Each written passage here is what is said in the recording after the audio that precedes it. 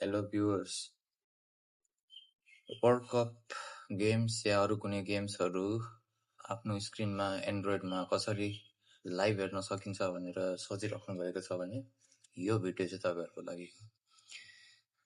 सबसे सुरुमा तपाईहरुलाई आफ्नो फोन अथवा एन्ड्रोइडको भर्जन कति हो भनेर त्यो चाहिँ जान्न जरुरी हुन्छ। आफ्नो सर्च सेटिङमा गएर यसमा एन्ड्रोइड भर्जन भनेर सर्च गर्नुहोस् र यसरी सर्च गरिसके पछाडि तपाईहरुले एन्ड्रोइड भर्जनमा क्लिक गरेर यहाँ देख्न सक्नुहुन्छ। मेरो चाहिँ एन्ड्रोइड भर्जन 15 भनेर देखाइरहेको छ।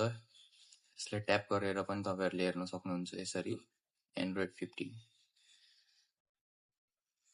र सुरुमा यो कुरा तपाईहरु स्योर भइसके पछाडि अब तपाईहरु आफ्नो गुगलमा जानुहोस्। नर्मल आफ्नो गुगलमा गएर सर्च गर्नुहोस् यहाँनेरि क्रिकफी टिभी यसरी यसलाई सर्च गर्नुहोस् र यो फर्स्टमा आएको लिंकलाई क्लिक गर्नुहोस्।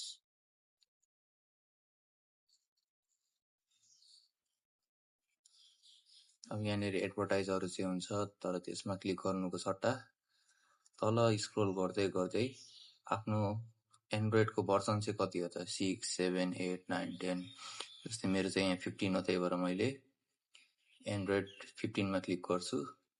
एडभर्टाइजहरु आयो भने यसरी क्लोज गर्दिने र यहाँनेरि अनलक कन्टेन्ट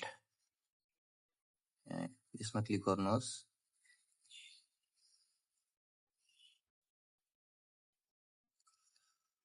ल रिवार्ड ग्रान्टेड भनेको छ। अब चाहिँ तपाईहरुले यसलाई इन्स्टल गर्न सक्नुहुनेछ। यसलाई अझै तल स्क्रोल गरेर क्रिकफी टिभी एन्ड्रोइड 15 यहाँनेरि 2-3 वटा भर्जनहरु देखाएको छ। यसमा कुनै पनि तपाईहरुले सिलेक्ट गर्न सक्नुहुन्छ। म चाहिँ यो फर्स्टको सिलेक्ट गर्छु र यसलाई डाउनलोड गर्छु। फाइल डाउनलोड भइसकेको छ। यसलाई ओपन गर्छु।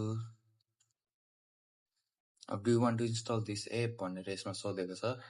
मसँग चाहिँ यो एप अलरेडी छ। मैले यसमा धेरै पहिलेदेखि नै च्याम्पियन्स लिग, प्रिमियर लिग, ला लिगा सबै हेर्दै आइरहेको छु। त्यही भएर यसलाई चाहिँ म इन्स्टल चाहिँ गर्दिन। अलरेडी इन्स्टल भइसकेको एपलाई चाहिँ म ओपन गर्छु अब।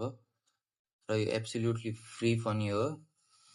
र यहाँ हेर्न सक्नुहुन्छ अहिले बक्सिङ, UFC के छ सबै लाइभ छ। तर त्यसमा इन्टरनेशनल गेममा अर्जेन्टिना र हन्डुरसको दिइरहेको छ।